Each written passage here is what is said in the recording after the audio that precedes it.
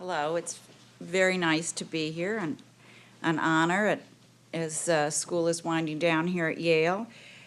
I just have a few informal remarks, and I just thought I would start by saying that one of the really great things about being an architecture writer is you are always on duty, and there's nowhere where you go where you are not an architectural tourist.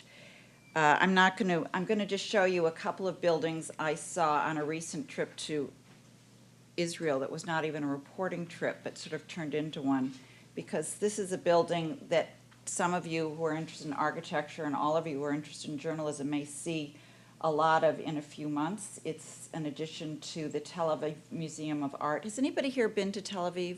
So it's a really wonderful architecture city, more Bauhaus buildings than anywhere else in the world.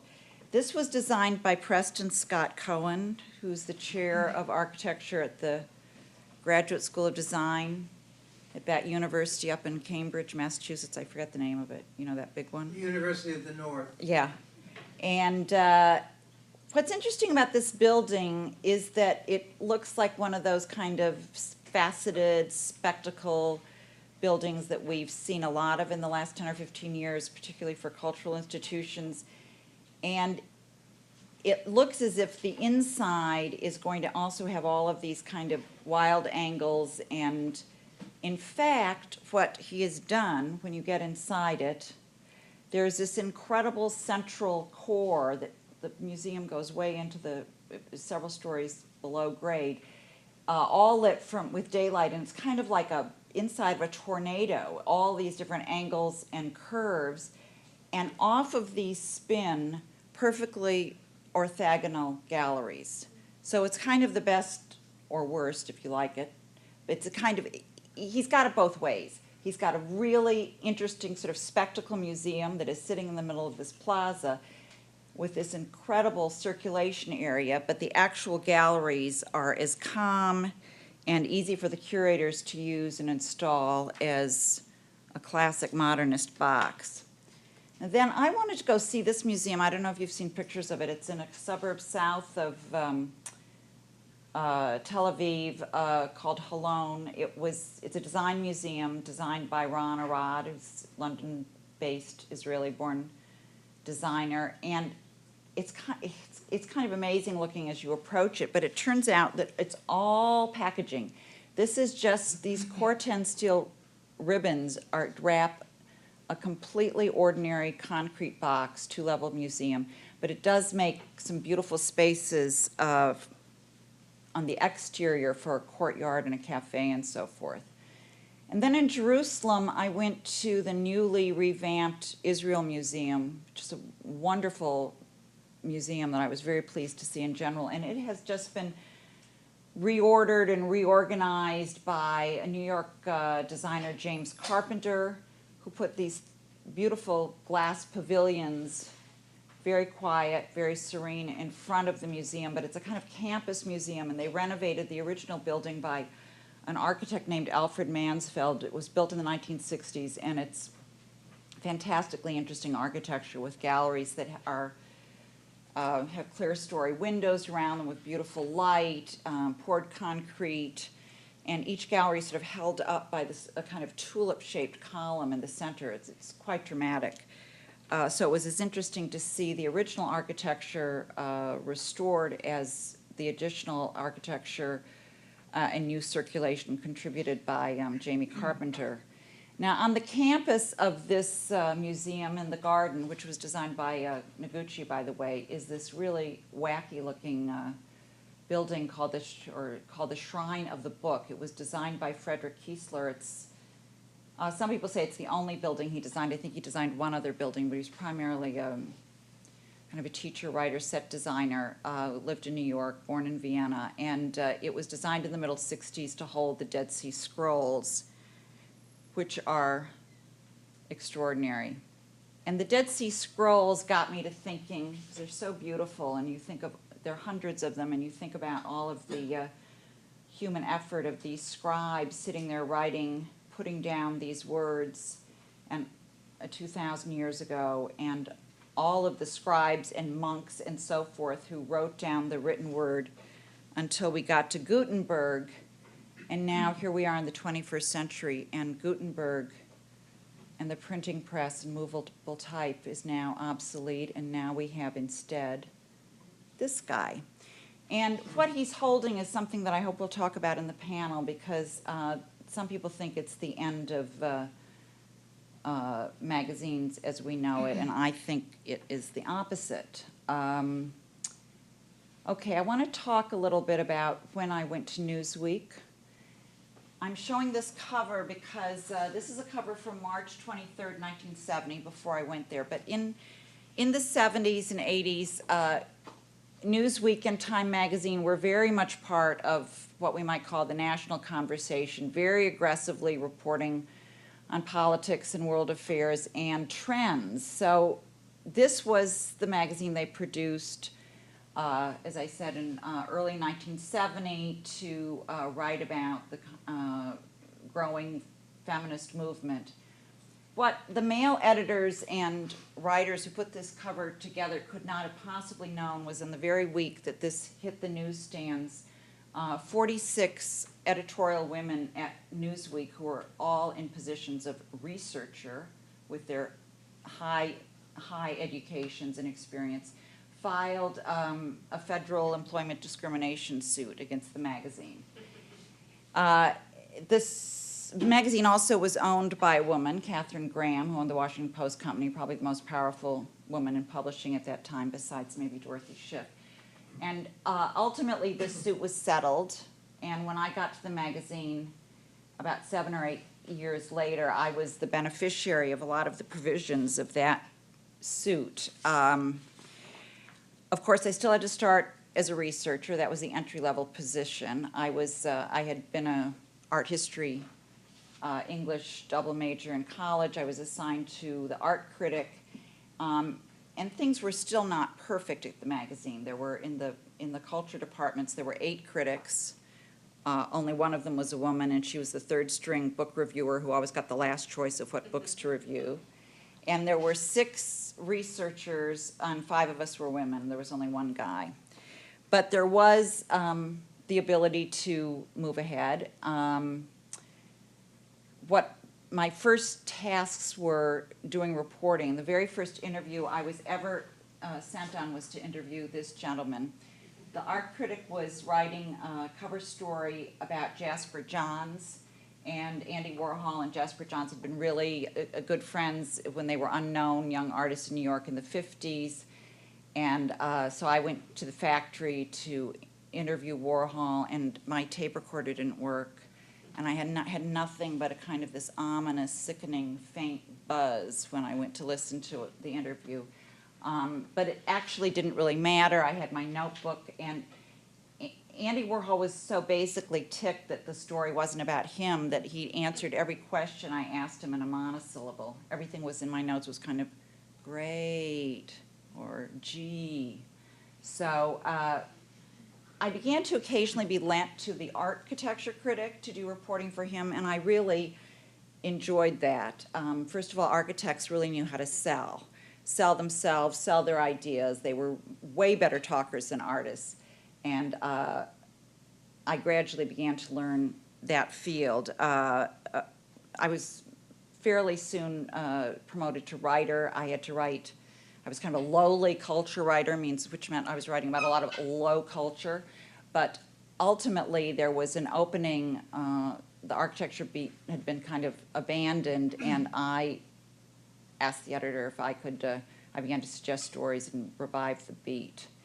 Now, I'm showing you this picture, a very familiar picture, because in the last 15 or 20 years since I have been working in this field, there were 2 events really which made me realize how much the audience for architecture and design has changed, grown, and become more sophisticated. And of course, the reaction to this building, certainly by a lot of people who haven't even seen it, who didn't even travel to Bilbao, and the reaction to Frank Gehry was kind of phenomenal, I think, in the field of architecture. And, you know, people are always saying, you know, he was mentioned on The Simpsons, he was mentioned on Law and Order. Suddenly, you know, the museum appeared in, you know, a zillion movies, James Bond movies. Anyway, it just became a kind of icon of popular culture and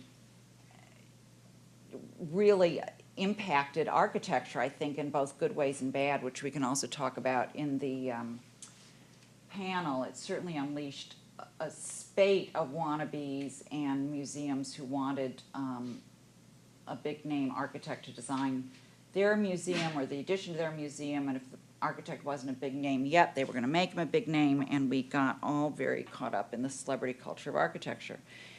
The other event, which is very, very different, which actually also showed how involved people were in the idea of design, was, of course, this one. And as horrific as the event was on 9/11, and we're coming up to the 10th anniversary, what was really heartening about being in New York at that time was the outpouring of public response about what should happen to the site. I have a hard time looking at that picture, so I'm going to go to the next one. And this outpouring of public response, there were charrettes, there were meetings, there were forums, there were places where ordinary people could go, and with the help of various facilitators, they could gather in groups with architects' trace paper and draw what they thought should happen. Thousands, literally thousands, I think maybe even tens of thousands of designs, maybe that's an exaggeration, but between 10 and 20,000 designs for what should happen at Ground Zero were sent to people in New York. I got some in the mail too. I mean, they were just sent to everybody. I took them to an organization called the Municipal Art Society, which was running a lot of these programs. And ultimately, when the public body charged with rebuilding Ground Zero produced 6 schemes, all by an architectural firm called Beyer Blinder Bell, they were just lambasted by the public at a big meeting held at the Javits Convention Center. And the point about all of this is that people responded passionately to the idea of urban design and architecture. So in response to the public's displeasure with the original plans, competition was held. 6 teams submitted, had 6 weeks to come up with a master plan, which is actually kind of ridiculous. And at the end of the 6 weeks, and a lot more public discussion, editorials, letters to the editor, et cetera, Daniel Libeskind won, if you call this winning. And of course, what's happened has been kind of disappointing, however you feel about this particular scheme. There was a lot of, I think the public and a lot of the coverage wasn't really very realistic about how planning works and also how New York politics and real estate work. And there was one critic who foretold it all, and I'm going to just read you a little bit that was published shortly after the Twin Towers collapsed that fall of 2001. One can almost predict what the New York process will be. The city can show its compassion and its resolve, but it is also a city incapable of the large appropriate gesture in the public interest if it costs too much.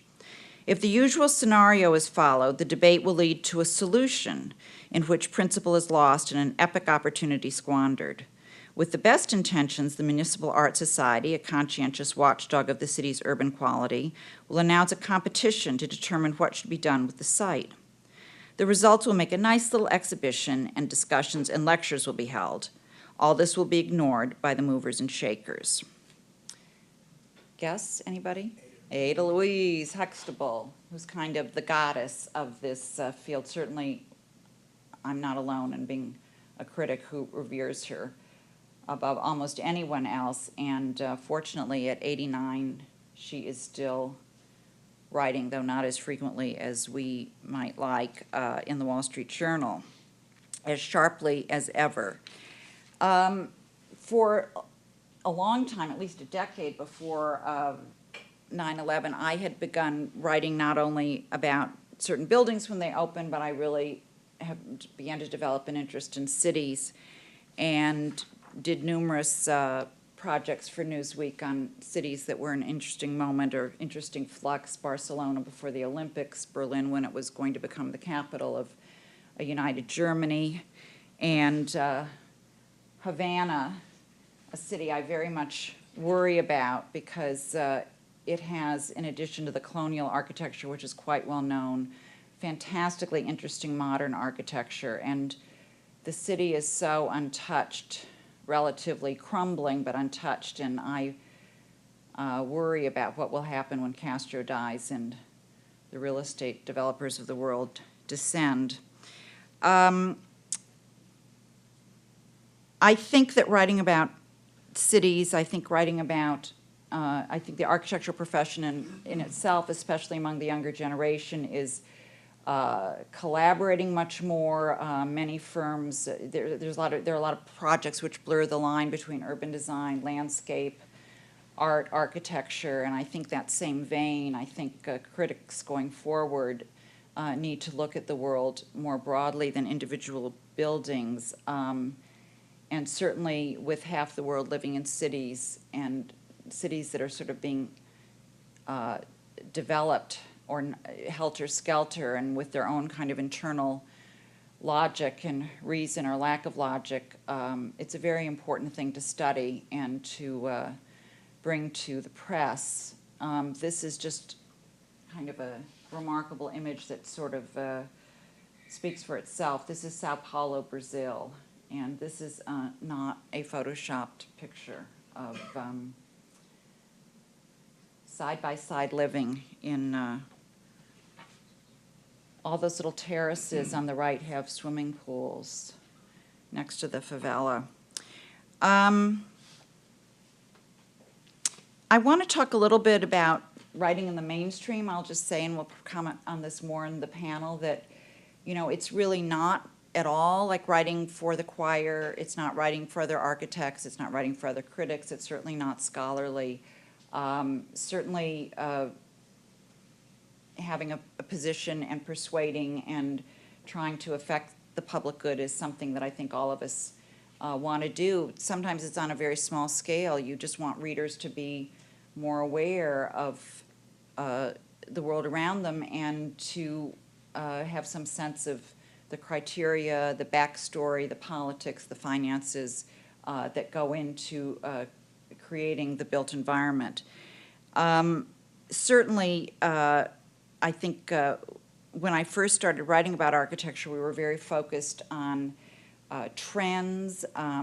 We were very focused on you know, what was going to come after postmodernism, what was going to come after deconstruction. I mean, we thought it was going to all, people, you know, our editors wanted to know, was it all going to logically unfold the way we sort of see art history as unfolding. That, I think we've gotten quite beyond that. I think we're living in a very pluralistic design climate, and I think that's all for the good. I'm also, we'll just end by saying I am interested in the past, particularly the recent past. I'm very interested in modernism. As Carter mentioned, I'm at work researching a book on Elaine Saarinen, Eero Saarinen's second wife, who was quite an extraordinary woman in her own right, not very well known now, who was an award-winning critic for the New York Times in the 1940s, a best-selling author in the 1950s, and then after Saarinen's death kind of reinvented herself as a television news journalist and a pioneer in that field too, kind of a rival with Barbara Walters. She was the first network foreign bureau chief. She also was incredibly important to Saarinen's career in ways that the catalog and exhibition that was here at Yale last spring touched on. She was fantastic at promoting him in their marriage in the 50s to the press in general and a lot of powerful people she knew. But after his death, she became particularly vigilant about his legacy. I call her the Yoko Ono of architecture because she really controlled as best she could what was written about him. She had an office in the office what is now the Kevin Roach office, that was the Saarinen office in Hamden, and because so many of he died very suddenly, and so many of his major projects were not finished, she was very instrumental in smoothing things over with the clients, assuring them that Arrow had designed everything down to the doorknobs. They would be built exactly as he had presented them, that the people in the office could handle this. She was tremendously important to him. And I will just end this, and then we'll get on to our chat by something else that you should all be aware of.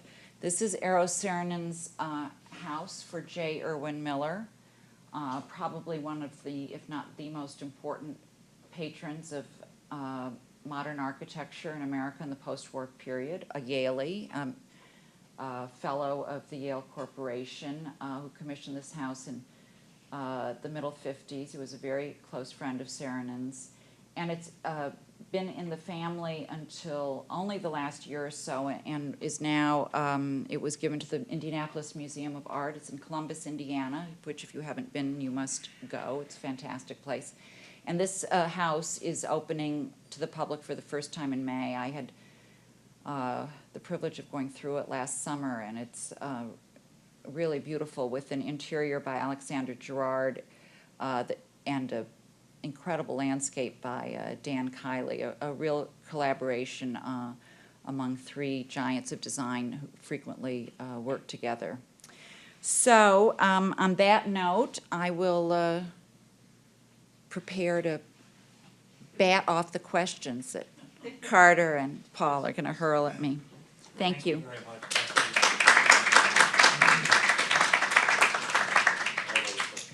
What I don't know is how to turn this off. You want the whole thing? Yeah.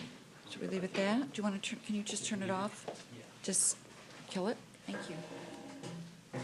Center. Change the lights. Oops, I'm sorry. Good.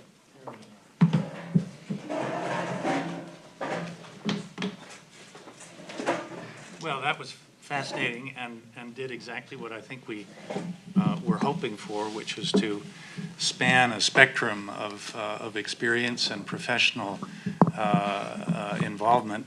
The title of the visit is Included Journalism and Architecture and Criticism, and we want to touch on all those things. And it's wonderful having Paul here representing the undergraduate journalism world, and then I see in the audience quite a number of our own students in the graduate school. And I thought maybe we could just go back to open this up to some remarks that Kathleen made at the beginning about her entry into the world of journalism. It's hard to imagine now just how bad things were only a few years ago, when journalism was dominated by men, white men, who had very little interest in the women in the profession, certainly as professionals. And maybe you could talk a little bit about what it was like being at a magazine that forced its women employees to sue the magazine in order to become journalists. Well, as I said, I was not there then, but a lot of the women were still there who had brought the suit, and one of them had become an editor, a senior editor among 6 senior editors, and there were a couple of reporters in bureaus, but it was still, as I described in my own department, things were still fairly uneven. And, you know, you kind of had to work and make your way in a way. Well, I'll give you one example. One of the things we had to do as researchers, besides do a lot of reporting, was we had to fact check the stories of the writers. And if you made a mistake, I never made a mistake, but if you made a mistake and somebody wrote a letter to the editor, the letter came to you, and you got, it was called a Barbie. Do you remember those? It was named after a woman who was head of research for about 50 years. And if you had to document you either had to confess to the error or document your the proof of the fact. And there was getting a lot of Barbies could get you fired. Well, the sort of class I entered with, the fall I came, there were now some male researchers. They had to start as researchers, and this one guy got so many Barbies. He was such a terrible fact checker that he was promoted to correspondent in Los Angeles Bureau, and then became a movie producer. Whereas those of us who were absolutely great at it, women were so detail-oriented, it got kind of stuck.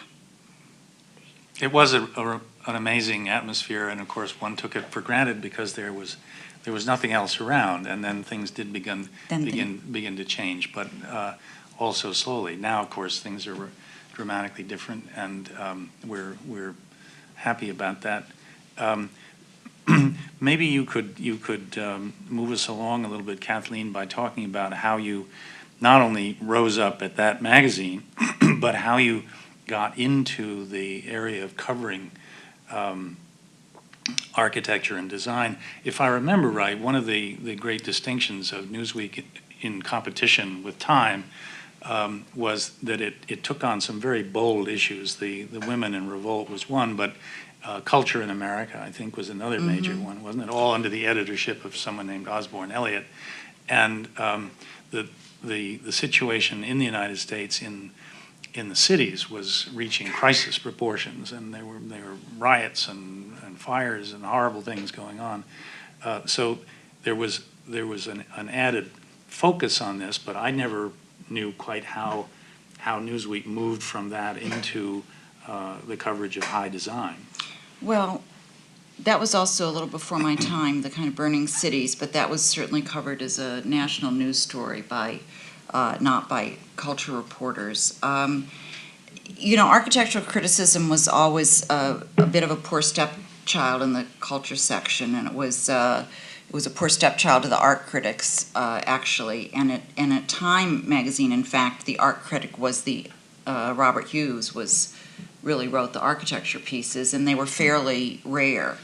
Even at Newsweek, I felt I really had to fight for space, and it gradually became easier, I would say, maybe in the 1990s. And I don't discount something like Bilbao. Suddenly that was considered news, and it was a news magazine, and so you had to persuade your editors of the importance culturally of a particular event or an opening of a building or something like that. What was more difficult was to persuade them of some kind of trend idea that you had that might be unique, that they could not necessarily read about in the New York Times. New York Times was unfortunately a great indicator to editors that something had to be covered or that something had already been missed. I had that experience a few times too. Mm-hmm. On Bilbao, you were pretty early to the story and one of the first people to write about the building before it was finished. So what drew you there, and how did you have a sense of what it would be and kind of the importance that the building would come to have? Well, it was news, and I did write the first national story about Bilbao, and I kind of got in trouble for it, actually. But it was already huge news. Every artist in America who could get there was getting there. People were talking about it. Philip Johnson, who was the architect who was the great promoter of all things architectural, had gone on the Charlie Rose show about a year before it opened and said that it was going to be the greatest building of the second half of the 20th century. And so everybody knew it was happening, and people barely could find Bilbao, Spain on a map, but they knew it was going to be big. So because I worked for a news magazine and because it was so difficult and competitive, and I just worked and worked and worked until I got persuaded the Guggenheim people and Gehry that they should let me come and do a story, see the building under construction. It was mostly finished, but the interior was far from finished, and interview him there. And I did that, and I wrote a story that very clearly said the building was not finished, and of course I didn't see it with the art installed, and there was all kinds of scaffolding still inside, but the outside was mostly complete, and it was extremely dramatic. And a colleague of mine who I like very much, who I've gotten to know since then, Blair Kamen of the Chicago Tribune, wrote a piece that attacked me for reviewing the building before it was open. I think he mischaracterized my piece as a review, but I think what he said was important in that I think everybody it was so competitive to get to stories first, and I often had the experience if something had already been covered, my editors would say I was too late, and it's not a very healthy atmosphere, and it's certainly one that's getting worse now. In the 24/7 news cycle with the internet. I mean, something is old the day after it opens. What I think is unfortunate in terms of architectural criticism is that it's very hard to persuade an editor in a mainstream magazine to let you revisit a building months after it's open and see how it really works. Does it really live up to its billing? How do people move through it? How is the light all times of day? How is the what is it like in different seasons? And that's something where I think we, as critics, kind of fail, though it's not entirely our fault. Yeah. I wanted to ask just a question about, I think that you raised here, Kathleen, because unlike the coverage of the other arts, covering architecture requires, doing it well, doing it in the depth that you're just describing, requires access to the people who made it, the architect, the clients, the financial people, and so forth. And there's a quid pro quo there. I certainly went through some of this myself, but I'd be curious to know what some of your experiences. If the architect doesn't like you, he or she is not going to give you access to that information. And if he or she does, then you are likely to get first shot at it. And this puts the writer in a rather awkward position. So, do you have any war stories on that? Dean Stern gives access to everyone. I've never heard of an architect who didn't like someone who would give them publicity. I think one of the issues, I think you're right, I think it is different from other art forms, and it's not strictly an art form, but one of the things that kind of bugs me is that certainly film reviewers and book reviewers do not, hang out with the author of the book or I'm not even sure they don't ever hang out with filmmakers or authors and other events, but it's not part of the job. You go to the movie, you read the book, you read the author's other books, you write your piece. It's almost impossible. It's not impossible, but it's much more common to spend time talking to an architect or his office about intentions, materials, engineering, the client, and so forth.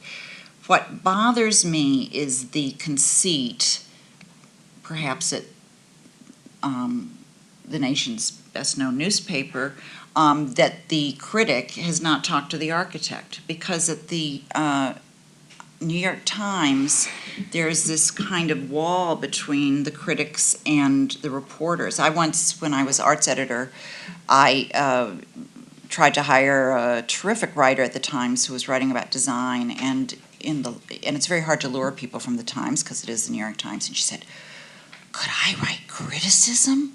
I said, "Yeah. We do a kind of cultural reporting. You can do a straight review, or we do pieces that are reported where you can express your opinion." And she said because at the Times she could not write criticism. It was completely separate. Well, we know that the architecture critics there need the same kind of information that the critic at Time or Newsweek needs to adequately do their piece. So it seems to me that the best method is just to be very upfront about it, which I tend to do by writing cultural pieces, what I call architectural reporting pieces, in which I quote whoever I've spoken to. We talked about the legacy of Bilbao, and I think certainly one is the focus on celebrity architects and their work. Do you think that work by lesser-known architects is ignored, and sort of how can architectural journalists go about getting their editors to let them write about maybe things that are by someone nobody's ever heard of?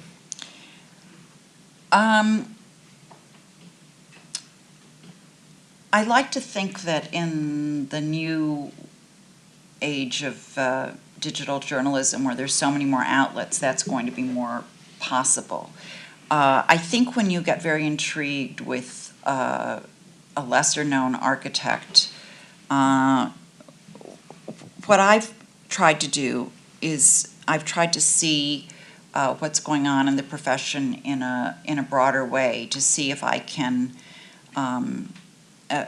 piece together some ideas that are reflected in the work of a young architect or a group of young architects. And I find that I have been able to persuade my editors that there is something happening out there that the readers need to be aware of. And it's a little easier to do, not to lump people together. You can certainly talk about them individually, but to describe it as an aspect of what's going on in architectural culture. But more and more, I think lesser-known architects are getting some kind of attention through the internet. Don't you think so? Yeah, and there's on your earlier point, there's actually a blog now that revisits a lot of famous buildings 5 years after they opened and looks at what condition they're in and kind of how they're holding up. Oh, that's, what's it called? I don't know. Okay. We'll find it. We'll find it. Kathleen, making that sort of choice early on, picking talent spotting early on, requires a sharp eye and a defensible set of standards, I would say, criteria. And I'd just be interested to know how you, what the tools are you use to pass a judgment on a building that may be unfamiliar and is not yet certified, if you like. Mm-hmm. Well, it's a really good question. I knew you were going to ask it. And then I'm going to ask you to ask it. Half of these people have already been through the exercise. Obviously, I can't call it a gut feeling, but, you know, having looked at a lot of buildings over a lot of years and learned as much as I possibly can, I think, you know, there are just a number of criteria that you look at. You know, one is sort of the authenticity of the idea. I mean, I think one of the most depressing things that followed the Bilbao enthusiasm was a lot of poor imitation. And I think that got a little, I think that's very unfortunate. And you can kind of tell, and this is where actually talking to architects I find very helpful, because you really want to, you give somebody a chance to defend their work and find out if they really have an idea, if there's really some meaning in there, or if it's really, can we swear at Yale? Sure. BS. I'll just. You can go further than that. Can I? Yes. So there's something in that. But, you know, then you're looking at a lot of the things that we're all looking at, which is, you know, how do you feel in the space? You look at the details. How well is it crafted? What are the materials? And why were they chosen? What's the light like? I mean, it can be pretty fundamental. And if it's something that's, you know, highly unusual, like this Scott Cohen building in Tel Aviv, you really want to ask yourself, well, why? Why did he make it look like a meteorite had landed in the middle of that plaza? Right? Bob is nodding. That's what Bob thinks is a meteorite. So that becomes part of the, you know, the criteria as well. Mm-hmm. I quite liked it on the inside, I will say, much more than the outside, if that's what you're getting at. And but what he did that I thought is, you know, deserves credit and description is because it was a very tight site and it's triangular site, and he always had the idea of apparently of doing these, you know, orthogonal rectilinear galleries, these kind of classic galleries, that when they began to work out the geometry on the computer, that's when they sort of created this kind of, you know, inside a tornado kind of atrium. How much that relates to the facets on the outside, I can't tell you because I haven't really studied it yet, but I'm going to. One of the things that's come up in our course, and Paul has been involved in this, is someone always asked me if there were any regrets that I had, any mistakes looking back, and I rapidly confess a few. Did you make any mistakes? Never. You know, I think it's back to actually this kind of little theme, and then I'm going to ask you yours too. I'm not going to sit up here and just admit mine. Well, you're the authority tonight.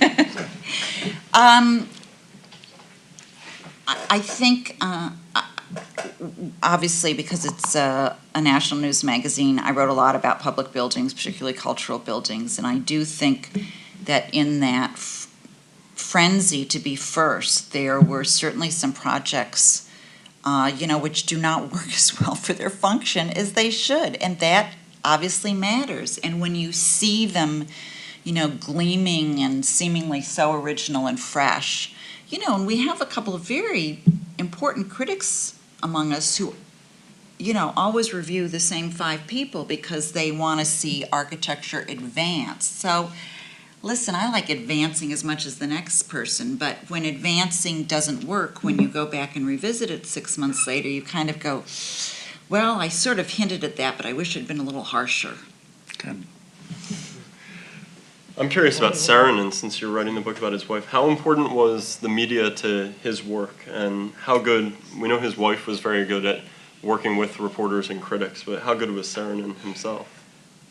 Well, I think he was good, very good at it, and I don't want to take anything away from his work by saying that he was hyped, but I do think it's important to realize, it's one of the things that makes it so interesting when there's a show like the show that was at Yale, and when you go back and look, Saarinen was almost completely forgotten for 20 or 30 years. He was barely in some of the main compendiums of 20th century architecture, and he's really been rediscovered and reappreciated.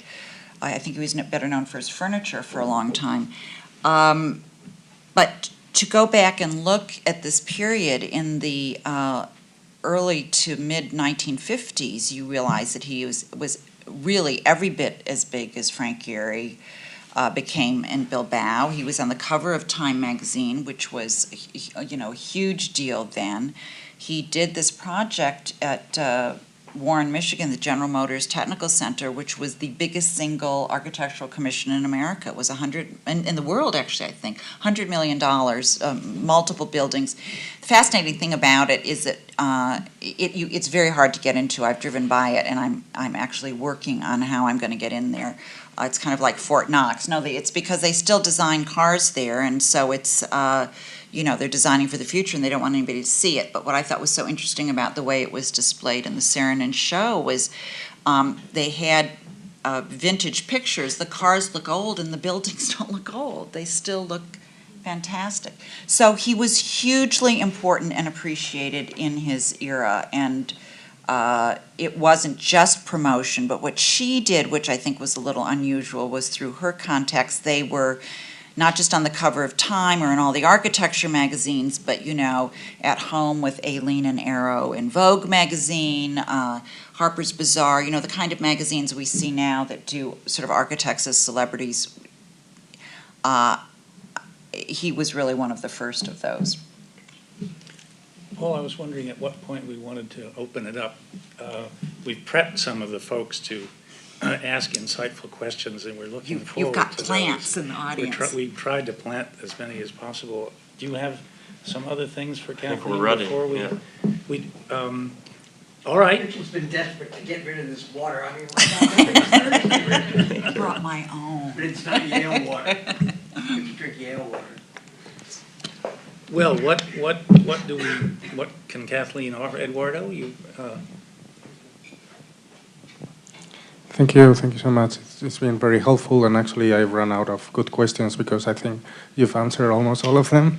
But since we reached this point, maybe we could get into more detail. And I was curious about how would be the process of starting to think of writing about something, whether you will persuade someone or you will get persuaded, and then how will you go about it? You mentioned about meeting with the client and the architect, but I'm curious about whether you will have always access to go to these places, what kind of material will you be looking at, photographs, plans, how do you relate to this material, and how also do you go about selecting photographs for the publication, and what role do you think photographs have into the articles? And maybe an addendum to that is it still necessary, today with all the technology and all the photographs available, to actually travel to the site? Oh my God. Posing the question.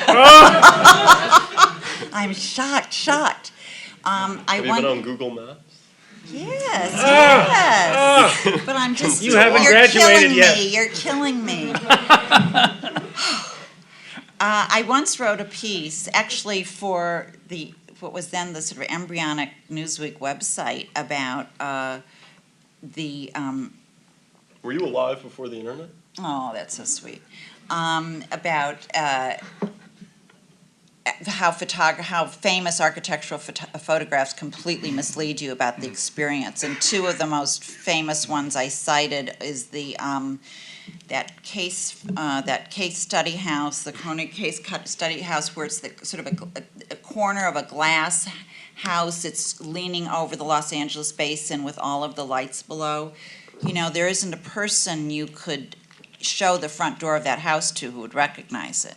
The second one is one of my favorite sort of idiotic ones, was the most famous picture of a Rem Koolhaas building when he was first getting famous was of a house he did outside Paris, and it has a woman about to dive in a pool, and the Eiffel Tower is in the distance, and it's at night. Could anybody describe the house? It's this little teeny house with the posts going every which way. It doesn't look, it's not remotely glamorous like that picture. I'm told that he hates the picture, but he got quite a ride with it, so I'm not sure. But in any case, I think architectural photography is useful, but can be extremely misleading. A very dear friend of mine who's a wonderful architect once said to me, the first time I went to the glass house, so small. There's no way to get that Philip Johnson's glass house in New Canaan, Connecticut. There's no way to get scale unless you put people in the pictures. Architects hate to have people in the pictures. Photography is very important. Going to the site is essential. They're never going to invent something that is going to make Google Earth okay. However, I think the potential of the internet, and we could talk about the iPad for a minute, for covering architecture and bringing the reader to the experience is fantastic, because virtual tours and so many more photographs than you can ever have in a magazine spread, where maybe you'd get 2 or 3 in a detail, and you could just have a whole parade of images, I think really help the reader understand the experience. You asked me about 10 questions in there. That's like somebody at a presidential press conference who knows they're only going to get one shot. How do you get into it? It's very hard to say. I think it's changing so rapidly in a good way. I met this guy who started this website called Artisans and Architects, and ever since I gave him my business card, to my slight regret, I get about 2 of them a day, but he does a very nice thing. They're very nicely designed.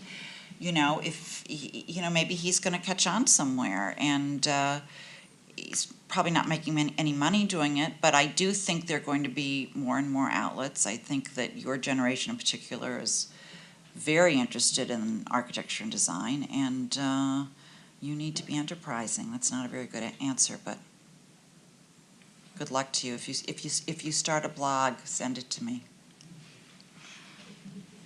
I want to get some. Oh, yes, indeed. Since we have you and Professor Wiseman there, I thought I might ask you if you could articulate about some of the differences, perhaps in process as well as purpose, in approaching writing a piece from a reporting perspective as well as from an academic or scholarly perspective. Go.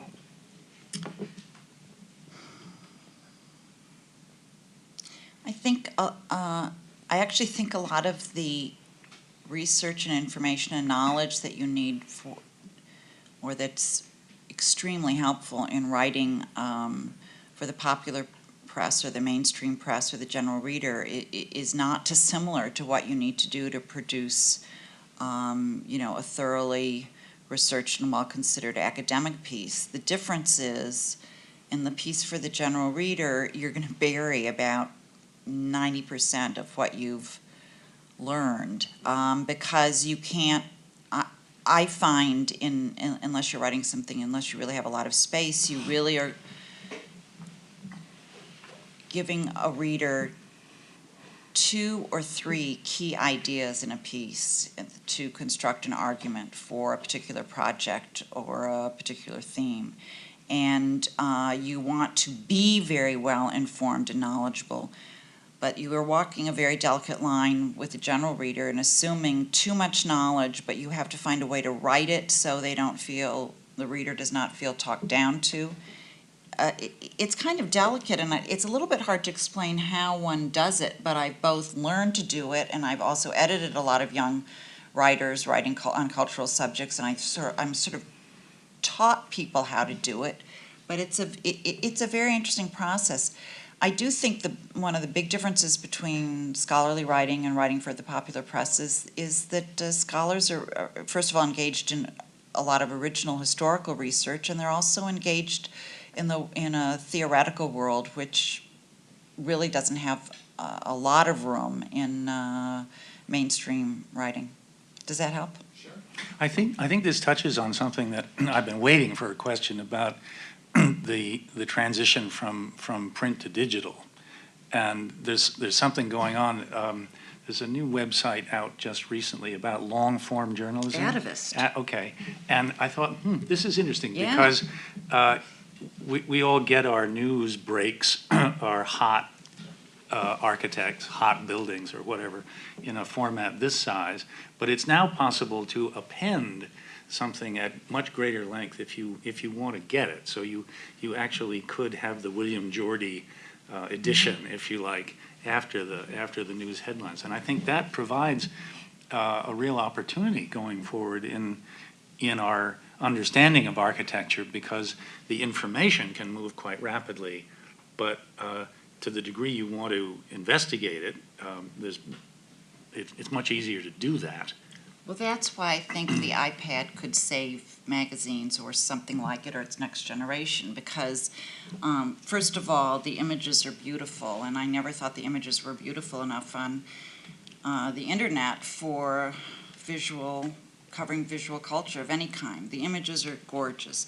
And secondly, it's portable, so you can start your long-form article, on the bus and bookmark it till you come back. And third, you can, because you can do anything on it, you can get as much depth of knowledge as you want. So you're interested in the engineering, maybe not everybody is. You can hit a link and go to a website, or you could go to a sidebar. I mean, it gives the potential for layering information, videos, photography, longer pieces, so that any reader can take a piece and kind of tailor it to their own interests or time at that moment, is just fantastic, and something that, obviously we haven't had in magazines, in print.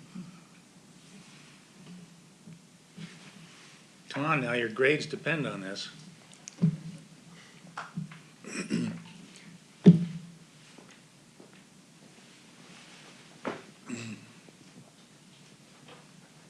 I've been trying to sort of think of the best way to put this. I don't know if I know it, but as a critic, would you say you're a critic or a journalist? There's one question, or both. And maybe Both. could you make a distinction between the two? And in relation to that, what would you say are the fundamental goals of your job in writing architectural articles to be read by the mainstream? To what level is it? Criticism, education, advocacy, taste-making? That's a good question. All critics should be journalists. Not all journalists are critics. Okay. I don't think that those different categories are. I think they all overlap. I think education is really the primary role, is to educate the reader with a set of important points, enough background information, context, detail, and argument. Obviously persuasion is a big part of criticism. It's not necessarily a part of every work of reporting. I'll go back to the World Trade Center, but there were 6 schemes for the final plan, and a lot of people just described all 6, and some of us described all 6, but clearly indicated preferences among them. So that's sort of reporting / criticism. And then some people, only went to the mat for one scheme and built an enormous argument out of that. I did not do that, but I did certainly, write about. It was clear if you read it, where my preferences lay. An interesting word came up in this question of advocacy, and you touched on that earlier, and I think it's an issue in criticism, and even in scholarship, that if one is persuaded that your discovery or your guy or your gal needs to be advanced, you will invest in that. But the great hazard, I always felt, was if you get tagged as someone who is in somebody's pocket, your credibility vanishes. And you only get credibility once as a journalist. You really cannot put it back together. And I think we're in some of you in my classes, we've discussed this. At what point does the enthusiasm of a critic or a scholar for a particular architect, a particular movement, begin to move into advertising, and at what point do you begin to question that person's opinion? Have you been? Has that come up in your own career? Well, I've been pretty Catholic in my taste, as I think anybody who has read me sees that I'm. I certainly have written very favorably about Gehry, and I've also written very favorably about much more minimalist architects. I mean, I don't feel that I have a particular taste or agenda that I am promoting. But I think advocacy is really important in the way, in another way, which is what I was talking about when I was saying about my interest in cities and urban design. I mean, I think architecture critics can play a huge role in making people see not just this building, which might be great, but my God, look at the way it hits the street, look at the way it affects the neighborhood, look at the fact there are no windows on the ground floor, look at, I'm so sick of seeing pictures of this Gehry skyscraper like it's just this icon sticking up in the sky. I mean, there are people who have to walk by it every day, and it is a pretty bland, plain brick box at the bottom, and I'm not sure that was the best choice. And you see lots of city pictures that are taken sort of helicopter shots, and I find them very offensive if there isn't also in the layout something which shows street life. So just showing that and writing about it and getting people the readers to consider that is, I think, a very important aspect of criticism. And if you read certain writers, you will see that they often tend to advocate that kind of thing again and again, and while others completely overlook it. I think we're closing in on our appointed hour. Are there a couple more questions for Kathleen before we adjourn? This has been fascinating and really moved over the spectrum that we were hoping, I think, to cover of journalism and architecture and criticism, with a little other stuff thrown in. But I want to know what pieces you regret. Oh. You didn't go there. Okay, but that's about me, and I'm not. But, well, the first one I strongly endorsed the first Guafmi scheme for the Guggenheim Edition, and I did that for all the wrong reasons, and I'm proud to admit it. Pardon? What were those wrong reasons? It was ugly and out of scale and stupid. And when Ada Louise Huxtable dubbed it the toilet tank edition, no one could ever look at it differently again. And I realized that I had been caught way out on a limb. And my argument behind doing it was that I was annoyed that so many people were complaining about an addition to a great work of art. And my feeling was that no great work of architecture should be immune addition or improvement if you can find an architect who can improve it. And I was sort of sticking up for the idea, but not looking very hard at what was The proposed. Kimball Museum. Oh, well, that one I didn't write about, but I think that was well Does anybody remember that they resolved. wanted To to? clone it. They yeah. wanted to keep adding bays to both sides, and there was a huge brouhaha. A lot of it took place in the New York Times, and a great public meeting where, were you at the meeting where? I helped organize. Yeah, the Architecture League did it, where there were Kahn's widow and both the mistresses were all in the hall. It was just, that to me was the most fascinating part. And poor Ted Pillsbury, who Oh, he was hammered he was hammered and he thought he was doing the right thing. by appearing. He was the director of the museum. Anyway, we did write about that in Newsweek, and there was a bit of a, to your question about scholarship, there was an issue of scholarship here, which was what were Kahn's intentions and what had he left, and there was some conflict in the scholarship too. So I covered that a little bit too, but I was very gratified. Not to end, this is going to sound a little self-aggrandizing, but I was very gratified that I learned later from Sue Ann Kahn that the board of the in the piece, one of the things Kahn had said was, if you ever want to add to it, you should build across the lawn. And apparently the board of the museum in Fort Worth, they didn't care what a bunch of New York architects, the New York Times said. They didn't care about that. But Newsweek, then it was, I think, the only time I felt I had a little kind of heft just because of my forum. That kind of embarrassed them, according to Sue Ann Kahn, and the project to add the bays was dropped, and now Renzo Piano is building across the lawn. Well, we thank you for your participation in saving that as well as making